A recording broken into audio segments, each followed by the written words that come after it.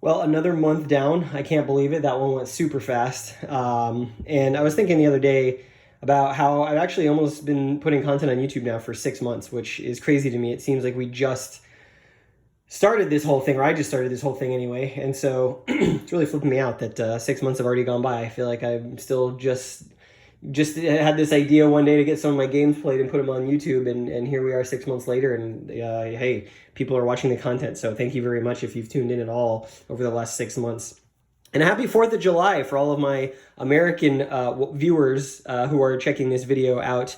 Obviously, American Independence Day is kind of synonymous with barbecue and hot dogs and baseball, like all the modern sort of Americana that, is out there, fireworks, stuff like that.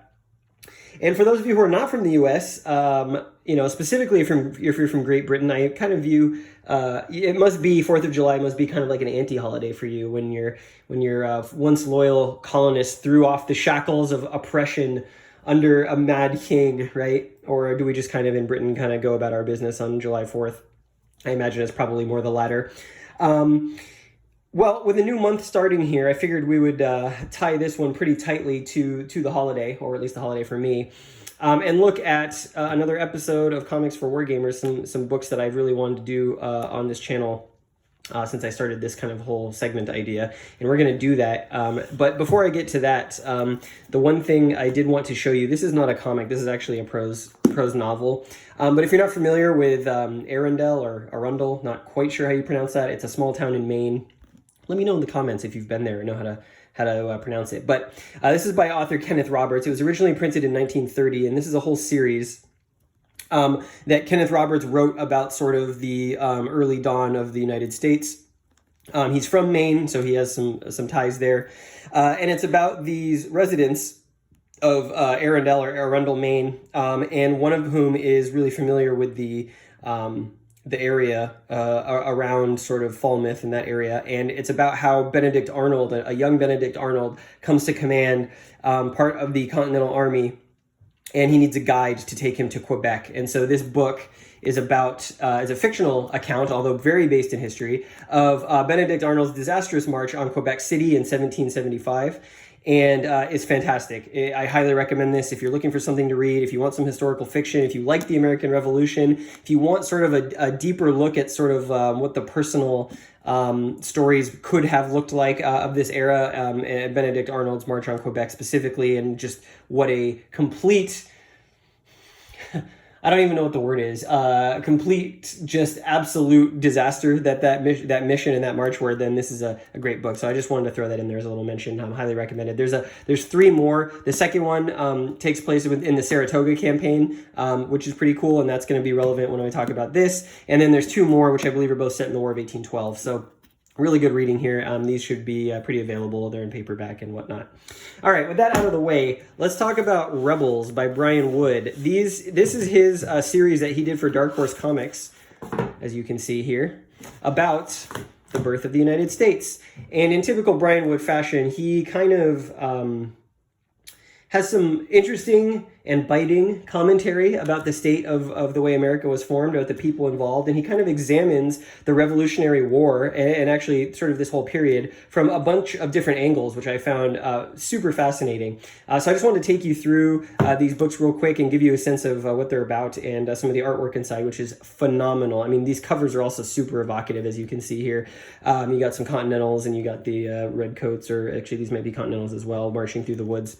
So let's take a look. There's 2 volumes. Let's start with A Well-Regulated Militia, which is volume 1, and then we'll get to These Free and Independent States. So if you're a fan of the American Revolution as a historical period, I can't think of anything better in comic book form. Well, that's not true. Fictional comic book form than these. There have been some comics about Alexander Hamilton, about George Washington, that are more educational and sort of more all audiences. But in Brian Wood fashion, this is going to be sort of more for adults, and it's going to examine the era through the eyes of some fictitious characters. Now, the one thing I did want to mention is that Brian Wood starts this book talking about how he grew up in Vermont and how the history of the Continental Army specifically, but the Revolutionary War really was a big part of Vermont itself as it became a state, and even before it became a state, it was just kind of a territory where people in sort of the more civilized parts of the colonies felt that a lot of just like rednecks and country folk bumpkins lived out in Vermont, but Vermont actually produced some really fierce and tenacious soldiers, volunteer soldiers for the revolutionary cause, and that's something that he explores throughout this book. And specifically in this titular, A Well-Regulated Militia. So this is, I believe it's 6 issues, but it is about some soldiers from Vermont, and specifically this young man here who grows up in Vermont. He has kind of an abusive father. He lives a hard life. They work in, he lives and works kind of just taking care of this house out in the wilderness. His dad teaches him all these skills, how to shoot, but he's not a very loving father. And, the revolution is on the verge of kicking off. This is the New Hampshire Grants. Yeah, so this is before it's a state. In 1768, where there's sort of a skirmish and a conflict here. And basically the early part of this series is about this young man growing up, learning about warfare. He has some run-ins with the British in this local town where they, as the British were wont to do, or were known to do at some points, take advantage of the local townsfolk. Obviously, one of the big things in the United States Constitution is that soldiers shall not be quartered in private citizens' homes, because that was something that the British government was doing here in the colonies in America. Anyways, there's this bar brawl that these British soldiers come to stop. We get some people killed, shot, and wounded, and this sort of colors this man's experience with the British. And so he decides that as he gets older that he is going to take up the cause against them. And it follows his life as he sort of deals with the fallout of this encounter in this bar, basically. He meets this girl who has lost basically her home and her land to the British, because her father has disappeared and her home gets repossessed. And they end up falling in love. She's a bit younger than him. And as each issue goes by, you can see they fall in love and they get together. As each issue goes by, it gets a little further closer towards the revolution. You can see him here bivouacked with, this is a British bivouac camp. He comes in on a raid. It's full of action. He shoots. He ends up shooting. He gets caught and shoots the guy. Makes his way out. He lives out, Seth and Mercy Abbott, that's his name, Seth Abbott, and his wife Mercy. They live out in the woods. It's a hard life, very similar to the way he grew up. And, sorry about the glare. And, just kind of talks about their relationship, shows kind of what they go through. Here's this raid on a British naval force here that they carry out by canoe at night. And they get discovered, but they manage to pull it off. There's like this ship-to-ship combat. Some really great art in here as well. So they could successfully complete this raid. We go through, it's winter time. It's really harsh conditions, pulling this sled. He's trying to go home. He makes it home on leave.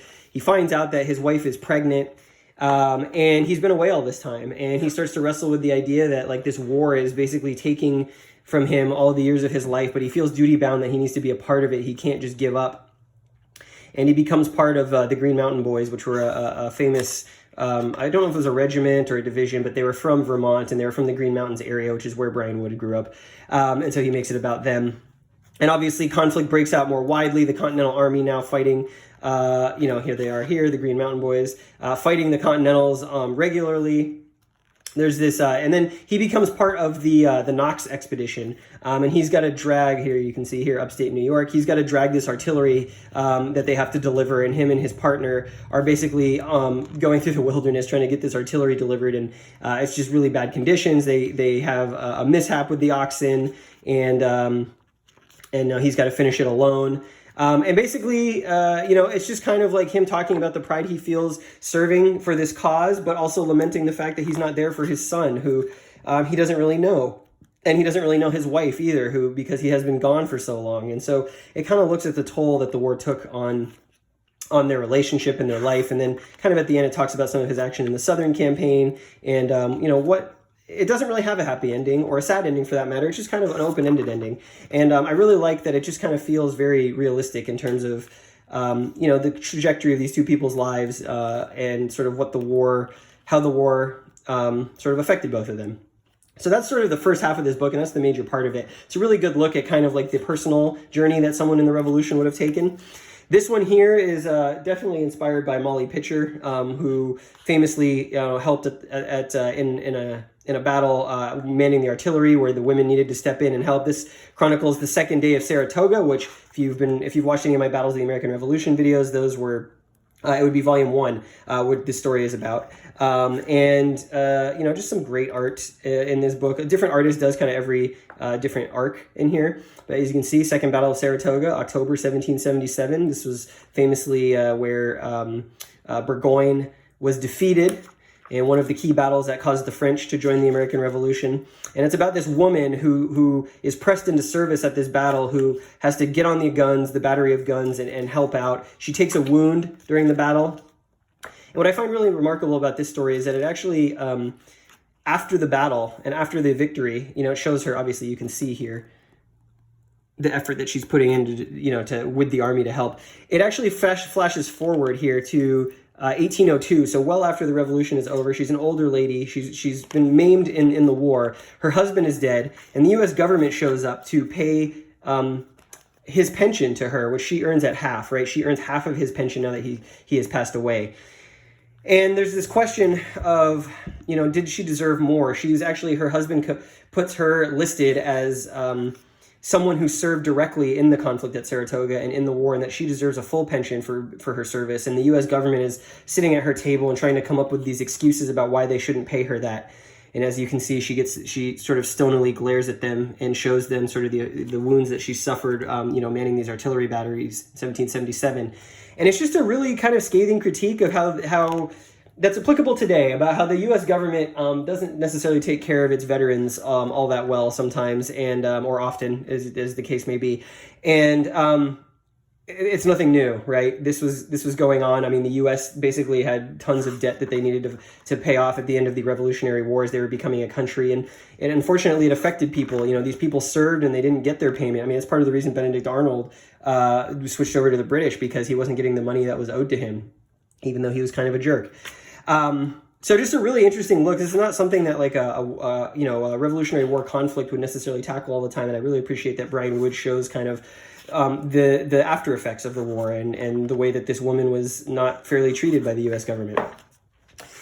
So that one's pretty interesting. Again, doesn't really have like a conclusive ending. It just kind of ends, which I really appreciate. I appreciate that. This is an interesting story. It's about this half black, half white girl who can't read or write, but she works at a printing press, and she helps sort of print the propaganda that gets posted all over Boston. And the British are kind of after this newspaper or printing house to stop them from doing it. She's working late at night, and she posts all these bills, sort of urging rebellion, urging revolution. And the British don't like that. They storm in to capture her. She gets arrested, and obviously, she meets this woman who basically tells her, keep writing. There's a really great caption in here. She says, "And write freely, Miss Bright, because when we're gone, we leave behind a body that for the most part lived in silence and obedience." Obviously talking not only about women, but also about black people during this time. "But the written word lives forever, a sort of immortality, a book for the ages." I just really like that, right? Because here we are celebrating American Independence Day today, talking about sort of this fiction about the time, and this is also the written word, and that is how we got these stories and these accounts. So I just really love that message. And she goes on to essentially, you can see she starts to learn how to write, and she ends up corresponding with this woman as sort of like an underground thing that helps. The implication is that she's going to help the revolutionaries sort of subversively, where the British don't know. This also comes with a sort of quick backup story, which is pretty interesting. It's about these two guys who are in New York after the British takeover, and they're kind of stuck behind enemy lines, and they're sort of carrying out guerrilla tactics in and around the city. And one of them is black, and he's a slave, and one of them is white. And they're sort of in this attic during this conflict, this battle. And the white guy, who's part of the Continental Army, he says, "Hey, I know you. I know who you served with. I recognize the stitching where that patch on your shirt used to be. You fought for the British." And he's like, "Yeah, why wouldn't I fight for the British? They promised me freedom." There's a great line in here. "How are we to understand a declaration of the rights of all men to be free when the very hands that sign that document are the same hands that bind people like us?" And so he's decided as a black man in this era that it's, the promise of freedom for fighting for the British is way more attractive than living under bondage for the U.S. And I just think this is a really powerful and interesting story, because it portrays the Continentals as the bad guys. Something you don't often see in the Revolutionary War perspective. And so, like I said, Brian Wood tackling sort of all aspects of the war here, which is just really great stuff. Really gives you a 360 view of the motivations and situations that people may have been in this period. And so they come to a gunfight, and one of them escapes. And it's just kind of this really interesting little brief commentary about that. Finally, this one here actually takes place during the French and Indian War, so before the Revolution, but kind of sets the stage for the Native American involvement in the Revolution. Basically, it's about this young Native American boy who lives close to where the British are building a frontier fort during the French and Indian War period, and he helps serve them. He's kind of a servant boy, and he strikes up a relationship with them. He's brought up and sort of taken care of by all of these British soldiers.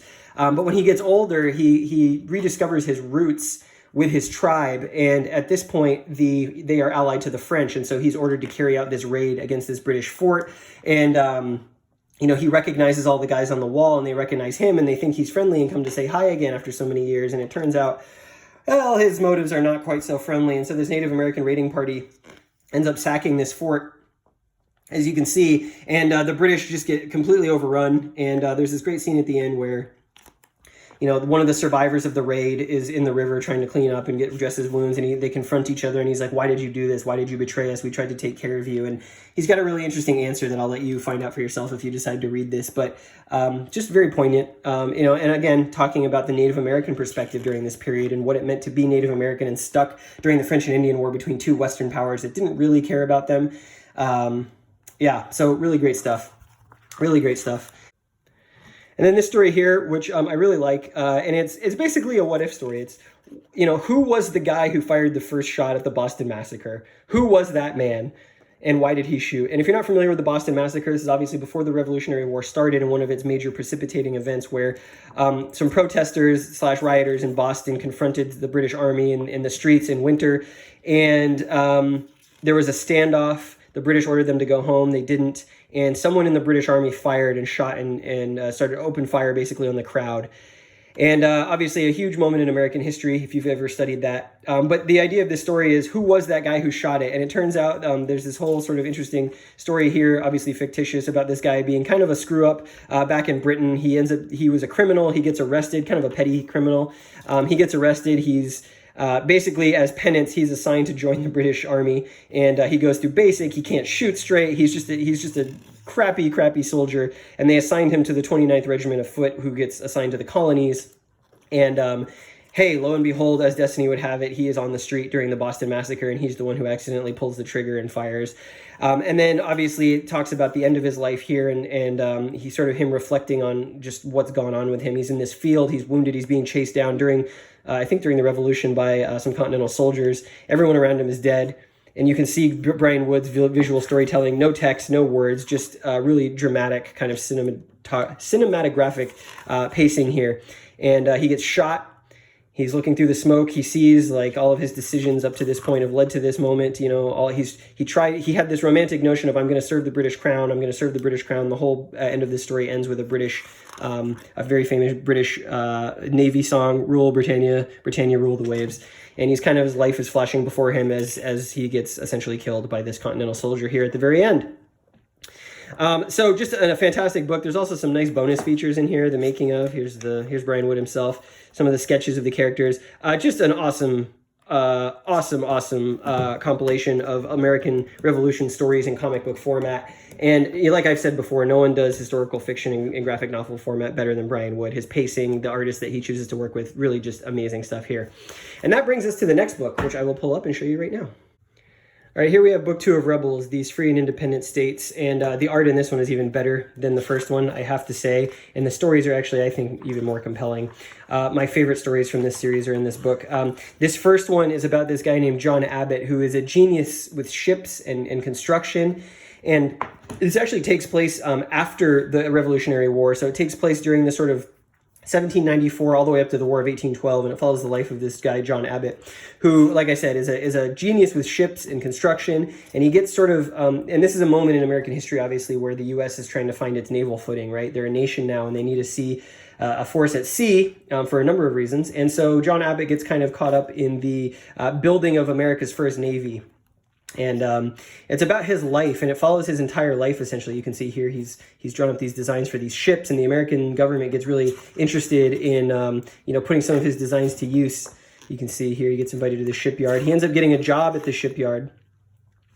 And this is, of course, during the time that the American merchant vessels were under attack in Europe off of the North African coast with the Oh boy, why can't I say that word? Tripolitan pirates. There we go, Barbary pirates. You can see the sinking of these vessels by those pirates here, the Antalba off of Tripoli. And so the U.S. government's like, listen, we need to push back. And, there was a recent game that came out, actually, that's been getting a lot of popularity about the American campaign against the North African pirates. I can't for the life of me remember what it's called, but it was like a nice, simple little war game that looked pretty cool. Anyways, John Abbott, he ends up building some of these ships. He ends up serving on some of these ships in this story. And you can see the art is just super fantastic. Look at this. Look at how fantastic the color work is here in the line work. Just like so detailed. Just really good stuff. So the Naval Act of 1794, he is sort of commissioned by the U.S. government to work on these ships. He ends up serving on these ships because he loves the ships so much. He's essentially obsessed with the boats and building of the boats, and he doesn't want to leave them. He doesn't, when they go out to sea, he wants to stay. Look at how evocative this sunset is here on these two panels. Really awesome coloring. And he wants to stay with the ship, so he ends up volunteering to serve in the Navy in the battle against the Barbary pirates as the U.S. Navy. And you can see the covers and title pages here are really cool. Andrea Moody does the art here. Look at the color and line work in this series is so good. Anyways, he's shot, he's wounded. I believe he loses an arm at some point, but he's not fit for active duty after that. He meets this woman who he really loves, and she's a great character. She's kind of a firecracker, and they're just such an odd couple. It's fantastic. And so anyways, like I'm saying, I'll just flip through here. He ends up serving with the Navy. They end up going to the Mediterranean. They have these naval battles. He's involved in some of that stuff. And, as he gets older in life, he ends up being responsible for constructing, and helping out the U.S. Navy in the War of 1812. You can see here after the Barbary pirate stuff, he learns a lot of lessons from that outing. And when it comes time to fight the British in the War of 1812, James Madison is basically like, we need Abbott to help us with the ships that we're trying to make here. So there's some really great battle scenes from the War of 1812 in this story. I mean, I haven't opened this in a long time, and I'm remembering all of the colors in some of these battles. Just a great coloring job. And so finally, the last issue is him sort of older and sort of having earned, even, he's missing an arm, but he's still working on ships. That's his life's passion. And he ends up meeting sort of James Madison, I believe, here, and telling his story. And it's just a really cool story for a period in U.S. history that doesn't get talked about a lot, probably because we lost that war. It was not the proudest moment of American history.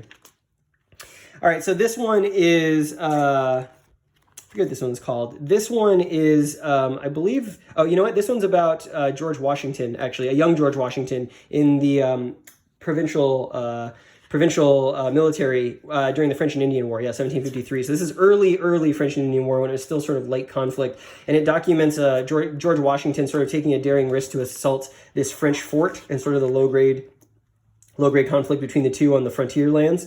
And it's about him and his slave, one of his slaves that's serving along with him, and about their relationship and their assault on this French fortress. And it kind of basically sets the stage for why Washington decided to rebel or join the Continentals in the rebellion. And obviously from real history, we know that he was after an officer's commission in the British Army, and they wouldn't give it to him. They put him out in Virginia in the middle of nowhere, and he felt like his skills were being wasted. And, there's the story about Fort Necessity. You can see here they capture the fort. They're reviewing his report about what happened. And this is kind of the end of the story where the fire of rebellion is within him. And obviously because when he was chosen by the Continental Congress to lead the army, he was only too happy to do so because of sort of being spurned by the British military establishment. So a little George Washington action for you here. Here's Valley Forge in 1777. This story is about the winter of Valley Forge and the taking of Brooklyn Heights during the Revolution in New York. And it's about these twins who basically become dispossessed. They're orphans, and they become dispossessed of their home, and they find some gold, and they're keeping it a secret, and they're trying to essentially find a better way for themselves and like what they can do with the gold to get out of this life they have where they're orphans, and all they have is their parents' house, and they're afraid that it's going to get taken over by either the British or the Continentals. They're not sure who to trust. And they end up deciding that they're going to retrieve the gold that they've discovered, and these are young kids, and sort of give it to one side or the other. I will let you find that out in order to improve their position in life. It's just a cool story. Obviously, you know, not historical necessarily, but a good look at sort of the smaller everyman effects of the Revolutionary War going on in America, and how that affected other people who were not soldiers. So again, Brian Wood exploring all aspects of things. And then, you know, this story here is about, again, the Virginia Green Mountain Boys. Brian Wood concludes this run on this Rebel series with another look at the Vermont soldiers who essentially part of Benedict Arnold's march to Quebec, as we talked about earlier when I talked about Arundel, and the rearguard action that they stubbornly fought to get the retreating soldiers to safety. And the sort of underappreciation that the U.S. government had for Vermont and the people from Vermont, and sort of how they proved themselves in combat, in battle, against the British pursuing them out of Quebec, and the long walk south back to the colonies. You know, all they want is recognition. They want they want to be paid and treated as a part of the Continental Army, and the Continental Congress is like, we don't have the money, we're not going to do it, we don't have the money. And, you know, they keep having to petition John Adams, I believe this is John Adams, to do it. And finally, you know, the tale, it's kind of a flashback, flash forward kind of situation. You can see Lake Champlain here, where the British are chasing them down. You've got the guerrilla tactics of them in the trees, and it's about the Green Mountain Boys from Vermont and sort of the brave actions that they took and the losses they suffered to finally convince the U.S. government to give them recognition and pay commensurate with the rest of the army. So a really great way to end it, obviously personal for the author, and again, fantastic coloring and art, just some really great stuff. So that is Rebels by Brian Wood. Not sure how easy these are to find. These were printed, these came out a while ago, but highly, highly worth it if you're interested in the American Revolution. Because there's really nothing else like these out there. I gotta be honest, at least in comic book format. They are a really adult, in-depth look at all aspects of the American Revolution. So with that, this video has gone on long enough. Hope you enjoyed, and I'll be back with some more content soon. Happy 4th to all of you out there celebrating, and a happy 4th even to those of you who are not celebrating. You know, I'm not necessarily a bleeding heart patriot, but I do recognize that what was accomplished here in the 1770s by the sort of ragtag group of people who decided to take on one of the greatest empires in the world is a pretty impressive feat in all of human history. So wanted to expose that a little bit to you. Thanks for watching.